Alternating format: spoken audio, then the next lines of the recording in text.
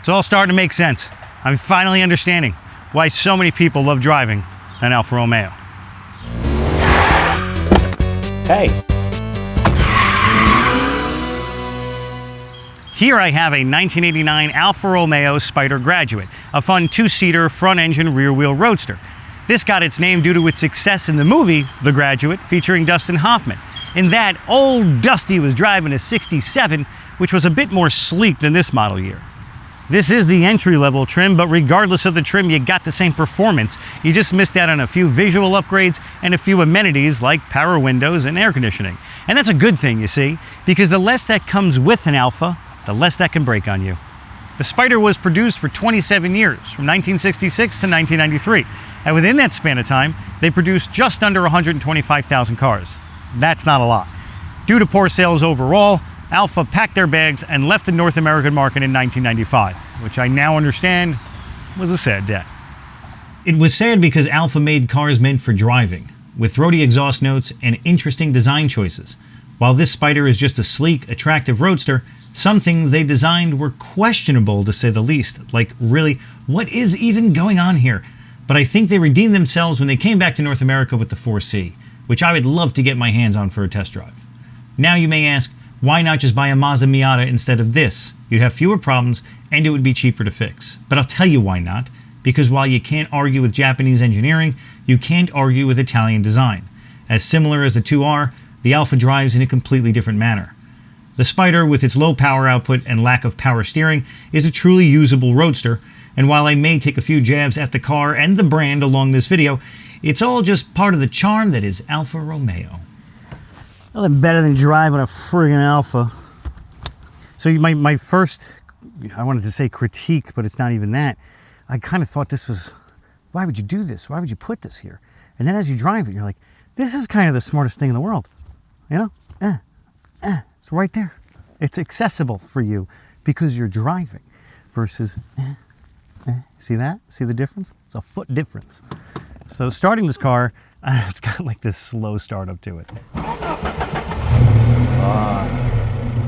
Sounds like you just started a big rig. This car has character. It's unlike a lot of other car manufacturers make. Thus the idea of an Alfa. You know, Alfas are kind of known for their quirkiness, their differences. I mean, they're primarily known because they break down so frequently, but once you get over the stigmas and the known issues of it, all you got to do is just listen to that exhaust note. I think so far my biggest issues with it is this. That is so annoying. And that's a simple fix, just got to tighten it up. But the drive of this is so satisfying. This is a 2-liter inline 4-cylinder engine that does not produce a lot of power. We're talking about 114 horsepower, I think it is, with about 115 pound-feet of torque. The main thing is, though, that torque sets on at 2,700 RPMs. Any gear you go into, you can pull through it without an issue. You don't lug the engine, stop it. You can start it in second gear. You get started in third gear probably on level ground. The handling feels great too. I'm not brave enough to take a hairpin bend at a fast speed, but I mean, what am I doing now? Like 28 miles an hour? I'm having a blast.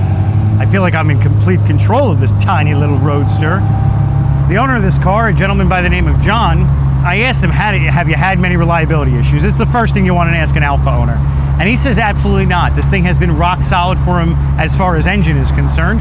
And it's because he met a gentleman who worked for Ferrari for 40 years and directly told him, you do not have anybody else work on that car but me.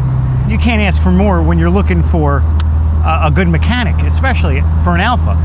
That's not to say there are no issues with the car. Electrical issues plagued a lot of, I think they said like 18% of Alfas. Stop it. He was mentioning it's just a fuse for the windshield wipers. Blinkers do not work. Can't test the headlights. Flashers, I think I hear a sound, but I'm not noticing anything on the dash that would indicate that that is working. I mean, and which, by the way, these friggin' buttons are great.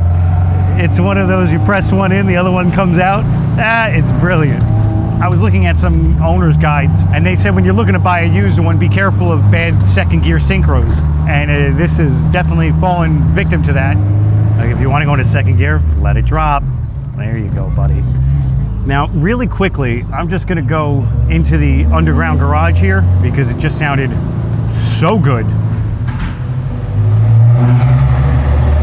Listen to that. It's 3,000 RPMs.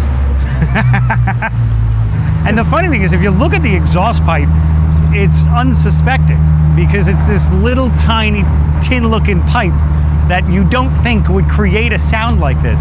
It like almost can like rival a Ferrari. This shifter is it's perfectly Alfa.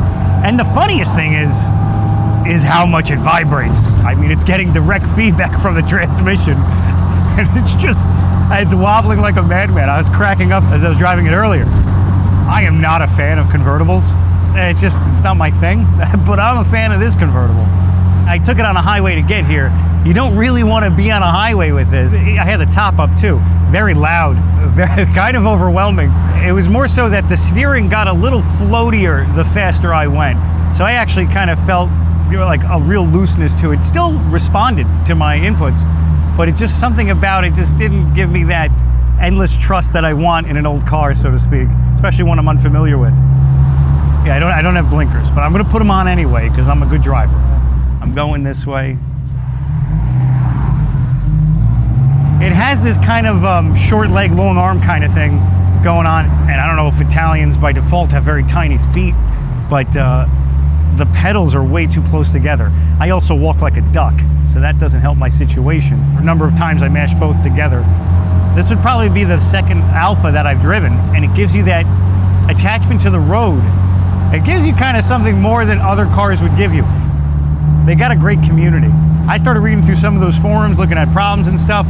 There's so much camaraderie going on, kind of to a point where it's confusing. You know, you got 600 people who've had the same problem, and all of them are saying they still love the car. It's kind of like a cult. They'll know the problems it has, they'll bitch with you, and then they'll help you fix it. Damn. That sounds good. This sounds really good too, though. 4-cylinder, all stock. That's pretty good. I assume most people today aren't buying an Alfa because they want a car that feels connected to the road. They buy it because it rivals other luxury cars, but at a cheaper price tag. And honestly, I'm fine with that. Whatever keeps them in the game to see what they create next. This Spider may not be anything special in car history, but it was another great example of Alfa doing something the same as everyone else, but just a bit different. You made it this far. Good for you, my friend. Clearly you enjoyed this, so do us both a favor. Don't make this awkward. Just hit the subscribe button. If I misspoke during the video, go ahead and correct me. But as per typical YouTube goodbyes, thanks for watching.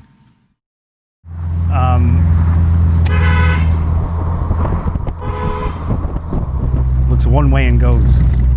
At least the horn works. I don't need that kind of excitement.